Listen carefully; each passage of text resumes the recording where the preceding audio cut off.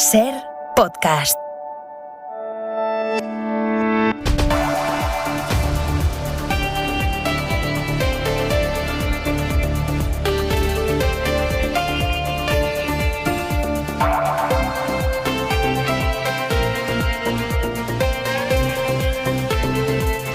Muy buenas tardes. Es dinamita el escrito de la Fiscalía contra el juez que ha instruido el caso Kitchen, escrito al que ha tenido acceso la cadena SER. La Fiscalía le reprocha al juez que no quiera llegar al Partido Popular, que se quede solo en la capa policial, no en la política. Dicen los fiscales, parece que ese paso no se quiera dar, como si se hubiese establecido un cordón o una inaceptable línea roja que no se quiera pasar. Es más, dicen los fiscales que las responsabilidades de Rajoy no pueden quedar fuera del procedimiento y que el magistrado quiere delimitar artificialmente la causa al ámbito del Ministerio del Interior. Es durísimo este escrito. Miguel Ángel Campos, buenas tardes. Buenas tardes. La Fiscalía Anticorrupción acusa al magistrado Manuel García Castellón en su escrito de apelación contra el cierre precipitado y en falso, dicen, de la causa, que pretenda artificialmente delimitar el procedimiento al ámbito del Ministerio del Interior y que deje fuera la corrupción política del PP y de sus principales dirigentes, entre ellos Mariano Rajoy, cuya participación o no en la causa, dicen, hay que dilucidar. El Ministerio Público reprocha al juez su voluntad de terminar a toda costa la instrucción sin tener en cuenta las necesidades de la misma, tilda su posición de freudiana, de inconcebible, afirma que se produjeron delitos dentro de la corrupción policial y política, abogan por volver a imputar a Cospedal y a su marido Ignacio López del Hierro, además de a Ignacio Cosidó, y hablan de que haya excluido al Partido Popular, de que no le quiera meter dentro de la causa a los dirigentes de este partido. Dice literal los fiscales que parece que este paso no se quiera dar, hay una rotunda negativa a seguir investigando en esa dirección, como si se hubiera establecido un cordón o inaceptable línea roja que no se pudiera traspasar. Escrito al que ha tenido acceso la cadena SER. Empieza Hora 25. Y esta noche viene a la SER, a este programa, el actual ministro del Interior, Fernando Grande Marlaska. Vamos a preguntarle por la última hora de la investigación del presunto ataque homófobo de 8 personas contra un joven al que le marcaron la palabra maricón en el culo con una navaja. De momento no hay detenidos, pero el propio Grande Marlaska, el ministro, ha reconocido esta tarde que las últimas agresiones homófobas son cada vez más y más violentas. Existe esa preocupación. Una preocupación importante, una preocupación relevante. El próximo viernes va a tener lugar, se ha convocado la Comisión Mixta de Seguimiento del Plan de Acción contra los Delitos de Odio con el fin de analizar profusamente estos últimos incidentes que denotan una agresividad, una violencia mayor, objeto de concreta preocupación. Y noticia de hace unos minutos, Salud Pública aprueba la tercera dosis de la vacuna contra el COVID para las personas inmunodeprimidas, pero deja fuera a algunos enfermos oncológicos. Teresa Rubio, buenas tardes. ¿Qué tal, Aymar? Está indicada únicamente para los trasplantados tanto de órganos como de médula y para aquellos pacientes que estén recibiendo tratamientos con fármacos anti-CD20, que son anticuerpos monoclonales muy específicos y normalmente indicados para algún tipo de linfoma o para la esclerosis múltiple. Por tanto, no se incluye una tercera dosis para los pacientes con cáncer, aunque la ponencia de vacunas, dice el Ministerio, sigue estudiando los posibles beneficios que pudiera tener tanto para ellos como para aquellos pacientes con patologías de base que estén recibiendo un tratamiento inmunosupresor. Hay media hora 25 deportes. Jesús Gallego, buenas tardes. Buenas tardes. Otro lío en el fútbol español. El Consejo Superior de Deportes ha concedido el aplazamiento de los partidos Sevilla-Barça y Villarreal-Alavés que se debían disputar el próximo sábado. El Consejo admite la petición de la Liga debido a que los jugadores de estos equipos convocados por las selecciones americanas no iban a tener 2 días de descanso para jugar en Liga. El Consejo ha quitado la razón al Comité de Competición de la Federación y, atención, la Federación Española acaba de sacar una nota amenazando con que la decisión puede tener consecuencias nefastas para el deporte español por ser contraria a las normas del fútbol de FIFA y UEFA. Otro lío gordo que tenemos por delante. Y que ampliamos a partir de 1:30. Y una buena noticia que nos deja la tarde. La Xunta de Galicia da por estabilizados los 2 incendios que han arrasado más de 1.500 hectáreas en la Ribeira Sacra, en Galicia. Están perimetrados ya los incendios, sin llama ahora mismo. La situación ha mejorado gracias, en buena parte, a la lluvia. Jordi Carbó. Buenas tardes. Una lluvia que mañana se va a repetir de manera muy similar a la de hoy, es decir, ya durante la noche, lluvia continuada e intensa en las Rías Baixas, A partir de mañana al mediodía, chubascos y alguna tormenta en el interior de Galicia que se podrá extender hasta la provincia de León y Asturias. Y en el conjunto del país, muchas horas de sol, algunas nubes en puntos costeros con marcada sensación de bochorno, temperaturas en general parecidas a las de hoy, más bajas en el Cantábrico, a la espera de que el descenso sea más notable en la segunda mitad de la semana, pero igualmente seguirá haciendo calor.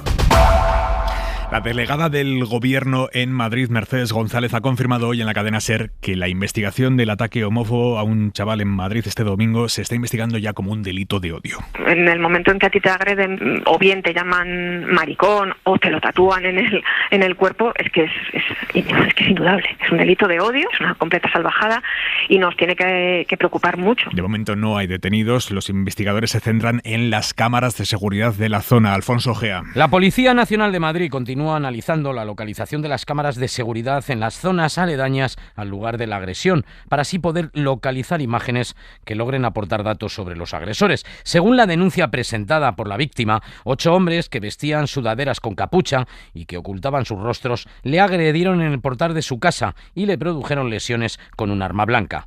La denuncia ya está en reparto para su investigación en los juzgados de Plaza de Castilla, que no van a mover ficha hasta que se produzcan detenciones. Los agentes de la Policía Judicial y también de la Brigada Provincial de Información trabajan ya en la realidad de que se trata de un delito de odio. Existe dentro del colectivo LGTB una preocupación creciente porque se está detectando que hay grupos organizados que empiezan a salir a cazar gays, a la caza del maricón. Esto es literal. Mariola Lourido, buenas tardes. Buenas tardes, Aymar. Preocupación en el Gobierno por ese aumento de las agresiones homófobas. Los últimos datos de Interior reflejan que las denuncias de este tipo han crecido un 10% en los primeros 6 meses de este año con respecto a 2019. Antes de la pandemia, 600 en 6 meses, 3 al día, aunque solo se denuncia el 10% de los casos.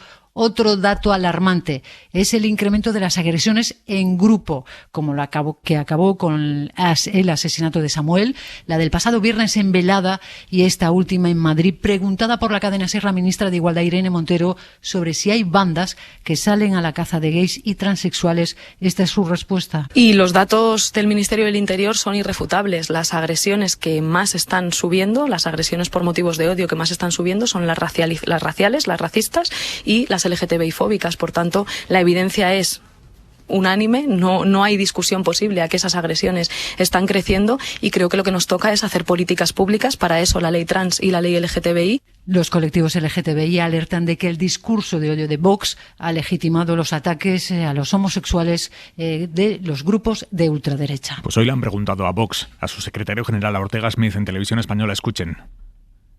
Nosotros condenamos todo tipo de violencia y la condenamos sin paliativos. Y lo que pedimos es que la información se diga claramente que una de las causas, aunque algunos se ruboricen, te llamen xenófobo y racista, la violencia tiene una causa directa en estos momentos en España con la entrada masiva de inmigración ilegal. La tesis xenófoba ahí la ha dejado, datos para sustentarla ninguno. Y el PP sigue insistiendo en que le parece injusto atribuir el aumento de la violencia homófoba al discurso institucional de Vox contra las minorías. Lo ha dicho Isabel Díaz Ayuso, presidenta de la Comunidad de Madrid. Yo creo que una cosa y la otra no tienen absolutamente nada que ver. Condenamos todas las agresiones que se producen en la Comunidad de Madrid y fuera de ella por cualquier naturaleza.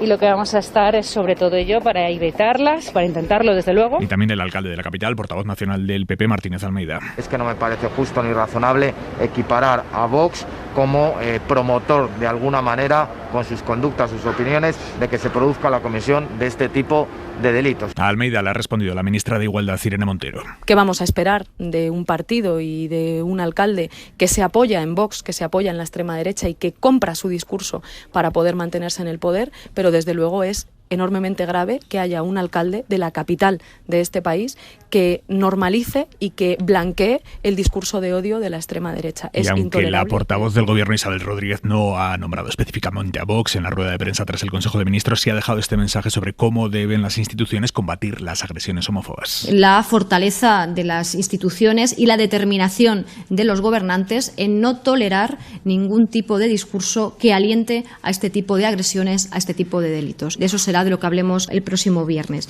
El viernes, en la reunión que va a presidir el presidente Pedro Sánchez, reunión extraordinaria de la Comisión contra los Delitos de Odio. La última vez que se convocó este organismo fue en julio. ¿Para qué sirve este órgano? La Comisión contra los Delitos de Odio. ¿Qué ha salido de ahí tras las últimas reuniones que ha tenido? Pilar Velasco, buenas tardes.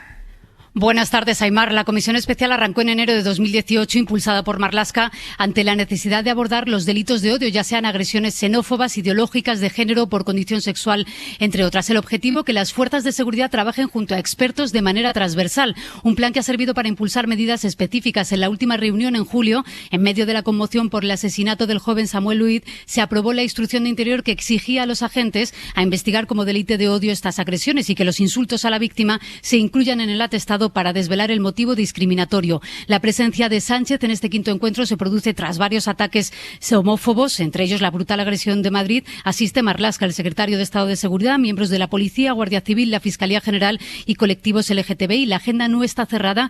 Eso sí, sabemos hasta ahora que se impulsará un nuevo paquete de medidas del Plan de Acción para aplicar de 2022 a 2024.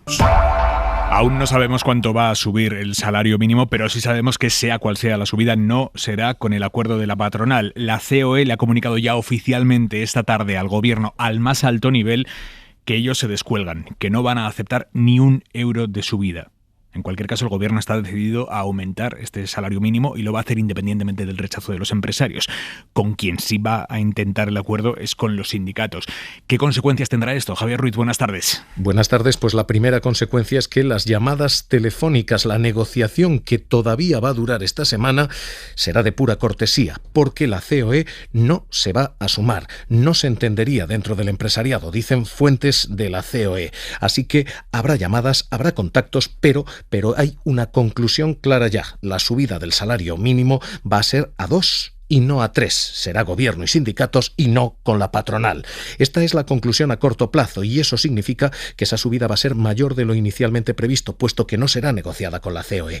A largo plazo esto puede suponer un problema todavía mayor. Si no se pacta una senda para 2023, podemos llegar con este tema abierto a ese año electoral, en el que el salario mínimo se puede convertir en una baza para las elecciones. Y un dato que venimos contándoles hoy en la cadena SER, un dato económico que realmente desmoralizante, de las ayudas que puso en marcha el Gobierno para sostener a bares y restaurantes tras el tsunami económico de la pandemia, más del 60% de esas ayudas puede quedar desierta, sin que llegue a ninguna empresa, Javier. La mitad se queda por el camino, al menos, porque a fecha de hoy el 60% de esas ayudas van a quedar desiertas. De los 7.000 millones que se anunciaron, 2.647 es lo que va a llegar a bares y restaurantes.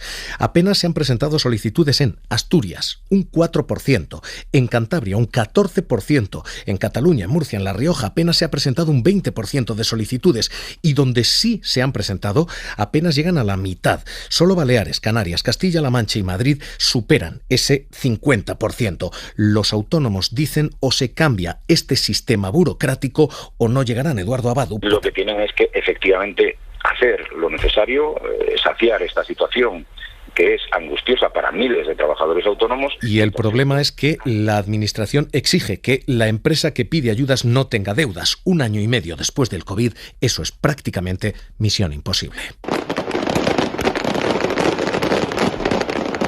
Son los disparos al aire con los que los talibanes han disuelto hoy la mayor protesta social con la que se han encontrado desde que se hicieron con el control de Afganistán. Una protesta de cientos de afganos, muchas mujeres, que han salido a la calle en distintas ciudades del país. Todo en el día en el que los talibanes han anunciado la formación de un gobierno interino en el que, por supuesto, no hay ninguna mujer y que han colocado como primer ministro a uno de sus líderes del ala más dura. Corresponsal en la zona, Luis Miquel Hurtado. El anunciado esta tarde es un gobierno en búsqueda y captura, literalmente. El primer ministro en funciones, el mulá Hassan Ahund, está sancionado por la ONU desde hace 2 décadas. Fue cofundador del movimiento talibán y ocupado varios altos cargos tanto en el anterior emirato como en el consejo que los talibán fundaron en Pakistán tras ser derrocados en 2001. Pero es que su ministro del Interior, como comentaba Aimar, es ni más ni menos que Siraj Sirajuddin Haqqani. Es el actual líder de una organización que lleva su apellido, la Red Haqqani, y que está entre las más violentas dentro del islamismo radical. Se le considera además un hombre próximo a Al-Qaeda, galones suficientes para que los Estados Unidos pusieran sobre su cabeza un botín de $5 millones. En total, el gabinete presentado hoy cuenta con hasta 5 exprisioneros de Guantánamo, el controvertido campo de detención donde acabaron encerrados tanto inocentes como culpables. En este caso ya tenemos a varios de los últimos de nuevo en el poder, y eso significa sobre todo malas noticias para los afganos. Si debido a estas elecciones Estados Unidos decide congelar los fondos afganos en el exterior, la miseria que sufre Afganistán solo puede empeorar. Y en Brasil, el presidente Jair Bolsonaro ha hecho esta tarde una exhibición de fuerza enorme en la calle, en el marco del pulso que mantiene con el Tribunal Supremo, que lo investiga por difundir noticias falsas sobre el sistema electoral. Isabel Villar. Sí, miles de partidarios del presidente han participado en las movilizaciones que ha convocado Bolsonaro en el Día de la Independencia. Bolsonaro, que no ha dudado en amenazar al Supremo: o el jefe de ese poder encuadra a los suyos, o ese poder puede sufrir a aquellos que nosotros no queremos. Eso ha dicho el presidente. Y un apunte más fuera de España: El Salvador se ha convertido en el primer país del mundo que acepta el Bitcoin como moneda legal. Los bitcoins no existen físicamente, son monedas virtuales que a partir de ahora convivirán en El Salvador con los dólares, pese a que los expertos se lo han desaconsejado y mucho al gobierno porque es una moneda tremendamente volátil. Se acumulará en una especie de criptocartera y servirá para cosas como estas, según el presidente del país. Los pagos de luz, los pagos de agua, los pagos de teléfono, los pagos de internet, los pagos de cable, los pagos de alquiler, los pagos de bancos, los pagos de tarjetas de crédito, los pagos de hipoteca. En España, el gobierno autonómico de Castilla y León, que es de coalición entre PP y Ciudadanos, está ahora mismo en una situación que roza lo insostenible. Ha bordeado, de hecho, la ruptura. La bronca tiene que ver con la reforma sanitaria que ha presentado la consejera de Sanidad, Verónica Casado, que lo es consejera propuesta de Ciudadanos. Es un plan sobre la atención primaria que, según la oposición, contempla que centros de salud rurales que llevan más de 500 días cerrados sigan así. Esto no les hace gracia a los alcaldes del Partido Popular, que han protestado y mucho, así que el presidente del gobierno que ha propuesto esto, el presidente de la Junta, Alfonso Fernández Mañueco, que es del PP, ha desautorizado a su consejera. Ha votado incluso junto al PSOE en contra de esa iniciativa de su propia consejera. Y las reacciones por parte del sector de Ciudadanos del gobierno han sido furibundas. La política sanitaria española, y digo la española, y digo en todas las comunidades, y digo en todos los partidos, es una auténtica basura. Esto decía ayer el vicepresidente Francisco Igea, lo escuchábamos, decía esto sobre la atención primaria en el conjunto de España. Ha insistido hoy en que está muy molesto con Mañueco, con el presidente autonómico. Ha descartado por ahora una ruptura del gobierno de coalición, aunque la situación es insostenible. Valladolid, Lara Vegas. Todo hacía pensar, sí, que el pacto PP-Ciudadanos podía saltar por los aires o que incluso podía haber alguna dimisión de primera línea, pero al final ha quedado todo en un conato, al menos de momento. El motivo que ha encendido la chispa ha sido que el PP se ha alineado hoy con el Partido Socialista y con el resto de la oposición en el Pleno de las Cortes y ha pedido que se retire la reorganización sanitaria que defiende la consejera de Sanidad, Verónica Casado, que recordamos ha sido nombrada por Ciudadanos. Un requisito, todo esto del PSOE, para sentarse con el PP a negociar. El PP, como decimos, ha dicho sí, y es cuando Francisco Igea, de Ciudadanos, pues no se ha mordido la lengua para calificar de error político la postura del Partido Popular. Que el PP haya votado a favor de esa propuesta no es una buena noticia para nosotros, si no, no estaríamos hoy aquí. Yo creo que ha cometido un error político. Decimos que no se ha mordido la lengua, o quizás sí, porque se ha llegado a pensar que incluso podía haber planteado o podía en la comparecencia salir a plantear su dimisión. Ha dicho Igea que no va a generar una crisis política por una diferencia de opiniones y que hay que seguir trabajando. Sobrevuela además otro fantasma, ¿no? Que todo sea una maniobra o haya sido una maniobra para intentar adelantar o presionar para adelantar elecciones. De momento Igea lo niega, asegura que cree en la palabra de su socio de gobierno, de Alfonso Fernández Mañueco, de mantener la estabilidad, aunque a buen seguro, como dicen en las series, continuará. Si entran ahora en cadenaser.com pueden leer la historia más alucinante del día, la de 2 bebés intercambiadas en un hospital de La Rioja en el año 2002. Las cambiaron por error. Son 2 niñas, nacieron el mismo día, con horas de diferencia, y cambiaron por un error humano, según ha reconocido la Consejería de Salud de La Rioja. Y una de esas niñas pide 3 millones de indemnización por esta negligencia de la que se enteró cuando le hicieron una prueba de ADN a su supuesto padre. Lo dicho, tienen todos los detalles en cadenaser.com. Y a esta hora, la mirada de Xavier Vidal Folk. Cuando a un chaval le revientan un ojo porque lo perciben como homosexual, o cuando le graban a cuchillo la palabra maricón en la piel, o cuando a una chavala la violan en manada o en solitario, Cuando sucede todo eso, cuando perpetran eso, no solo cometen actos de odio y contra su integridad física, también atentan contra la libertad de todos nosotros, porque la libertad es indivisible. Allá donde la de un ciudadano es atacada, rompen la nuestra. La agresión homófoba y la violación única o múltiple son dos manifestaciones extremas de supremacismo machista. Es una ideología ultra y tosca que confina a la mujer a la calidad de propiedad del hombre y al hombre distinto a la categoría de diversidad insoportable. El alcalde de Madrid niega que la ultraderecha tenga ninguna responsabilidad en esta violencia rampante. ¿Está seguro? ¿Estamos seguros? Porque sin soporte ideológico, a veces no muy consciente, estos delitos no tendrían ningún apoyo, y hay apoyos de distinto grado. Los de los talibanes que ningunean a las mujeres, la Federación de Fútbol que limita la cuota de niñas en los equipos mixtos, el obispo que reclama curar a los gays porque los considera unos enfermos, la secta católica que segrega al alumnado por género. En ese caldo de cultivo fermenta el odio, la violencia de género, la negación de la libertad a todos los demás. Suscríbete a Hora 25. Todos los episodios y contenidos adicionales en la app de Cadena SER y en nuestros canales de Apple Podcast, Spotify, iVoox, Google Podcast y YouTube. Escúchanos en directo en la SER de lunes a viernes a las 8 de la tarde.